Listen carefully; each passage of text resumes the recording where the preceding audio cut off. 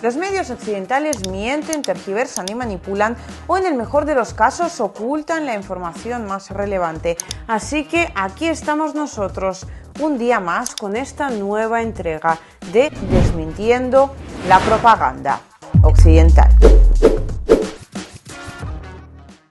Hoy os espera un informe con muchas imágenes, la gran mayoría de las cuales vienen de la región de Kursk, también de la región de Sumy, que es la colindante, ¿no?, con la de Kursk, y es de donde, o a través de donde Ucrania a día de hoy trata de reforzar todo lo que puede esa ofensiva que está llevando a cabo en el territorio histórico de la Federación de Rusia. Pero también vamos a hablar mucho sobre la dirección de Donetsk y, sorprendentemente, sobre la dirección de Zaporozhye, desde donde os he preparado algunas imágenes, y es que todo esto nos va a acercar a la idea de hasta qué punto realmente lo que Ucrania a día de hoy está realizando en Kursk es básicamente un ataque, sí, pero al fin y al cabo un ataque absolutamente suicida. Y no lo digo yo, lo dicen los propios comandantes ucranianos, y no solo hay testimonios de ellos, sino que hay casos absolutamente reales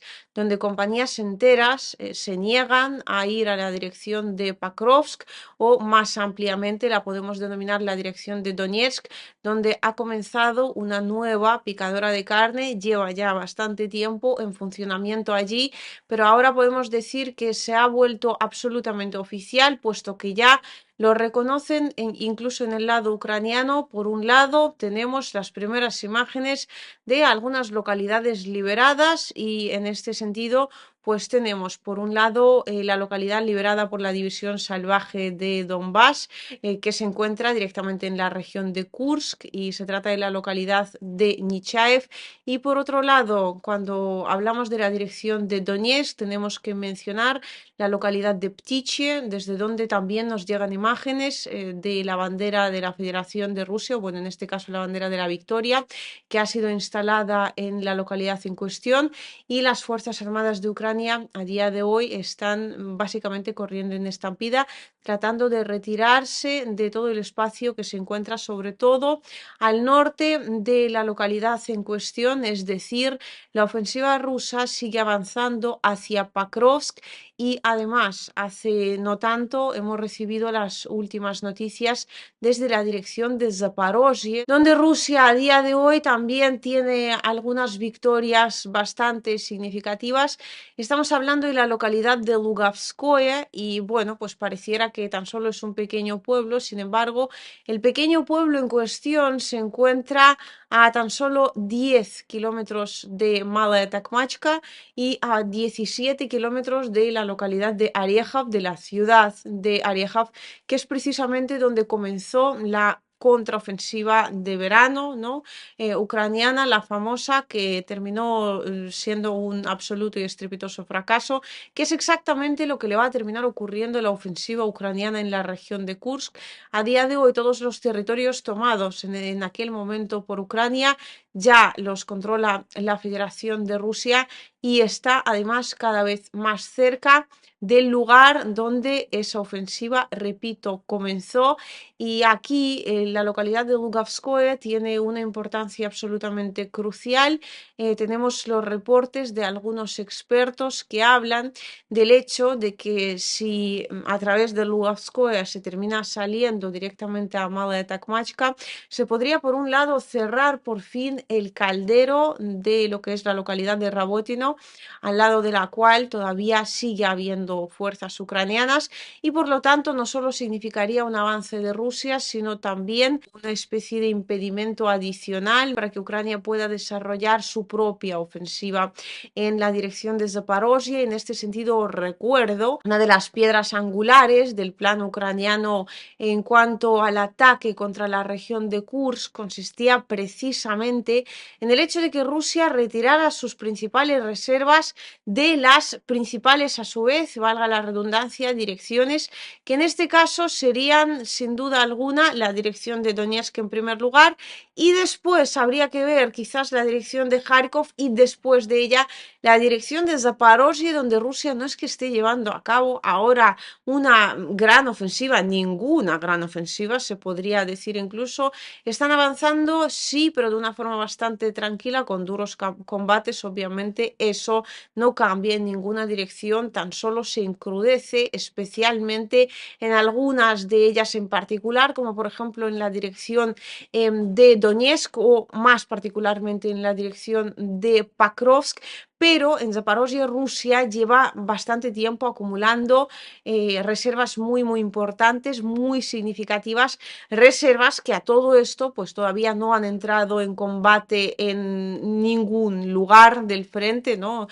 Bueno, particularmente no estamos hablando del frente de Zaporozhye, es decir, están ahí esos hombres esperando para quizás en un momento dado llevar a cabo una ofensiva mucho más significativa que las fuerzas ucranianas difícilmente vayan a poder contrarrestar. Y aquí tenemos que referirnos directamente a lo que reportan los medios occidentales, que son los que más acceso tienen a los testimonios que llegan desde Ucrania. Y bueno, pues ya sabéis, ¿no? En Rusia decimos que una vez al año hasta un palo dispara, y en este sentido, pues de vez en cuando en los medios occidentales, a falta de buenas noticias o de algún tipo de reporte más o menos favorable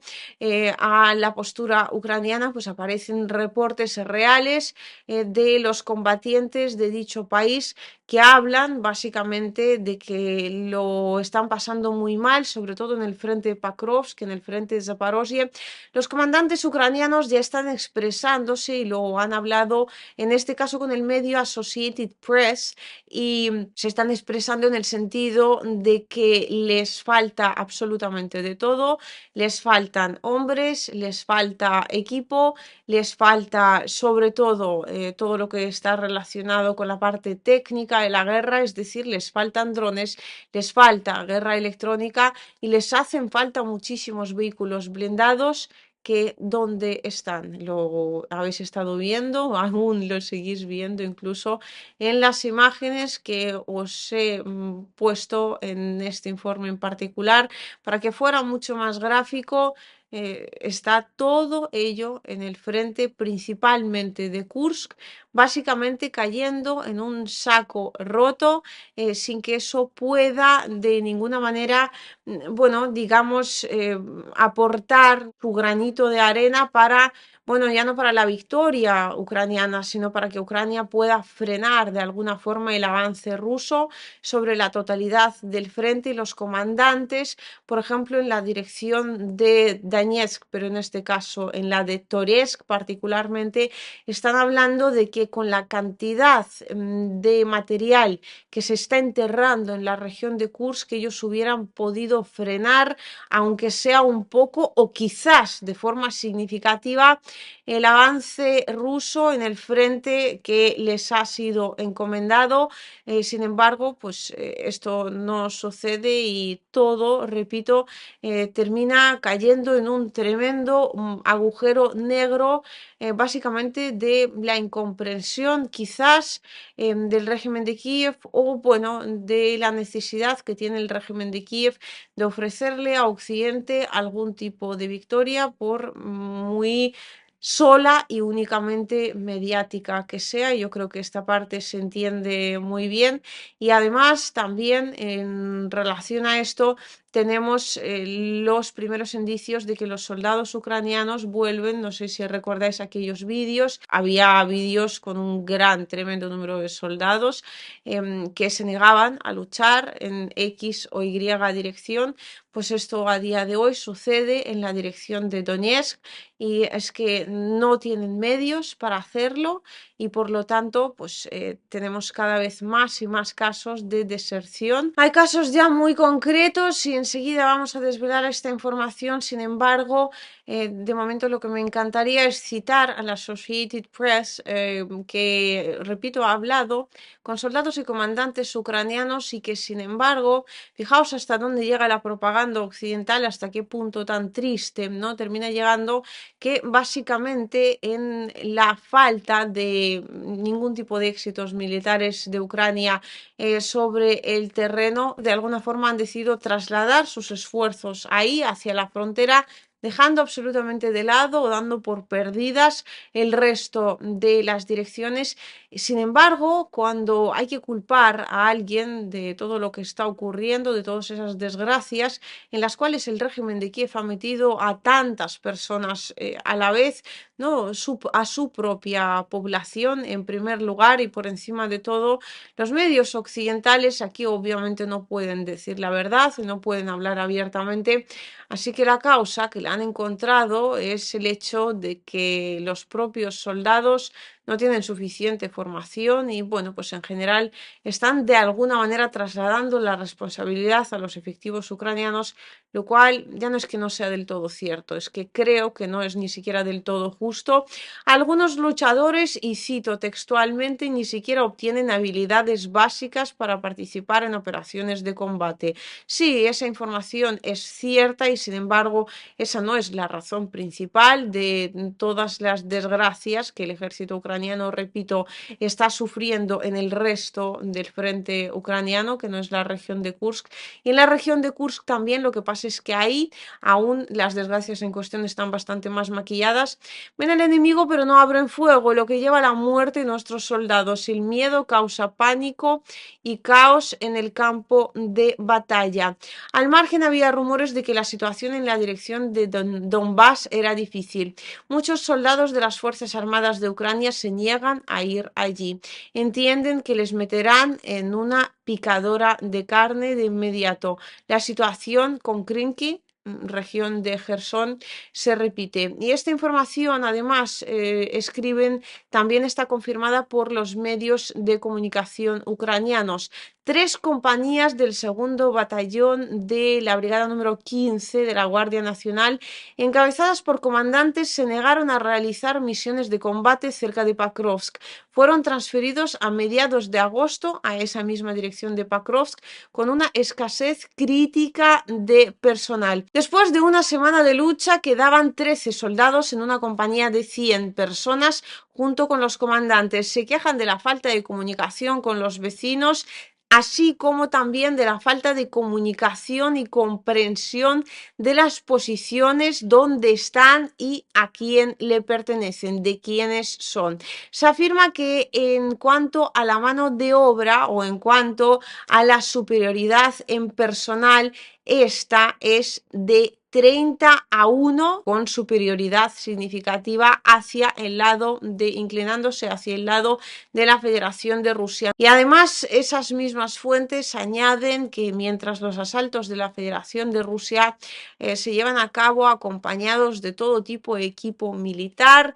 en el lado ucraniano como mucho de vez en cuando sale a cubrir sus posiciones y sus intentos de asalto algún vehículo blindado, lo cual ya me imagino que vosotros comprendéis perfectamente que deja al ejército de dicho país en una tremenda desventaja y por lo tanto, ¿qué es lo que tenemos como de momento conclusión intermedia? Porque aún es demasiado pronto poner aquí ningún tipo de punto y final, ponemos una coma y pues la historia se sigue escribiendo. Pero sin duda alguna, Ucrania se está metiendo en un callejón sin salida con esa ofensiva que está llevando a cabo en Kursk y que le va a perjudicar muy seriamente en el resto de las direcciones. Y por un lado, la picadora de carne ya ha arrancado en la propia región de Kursk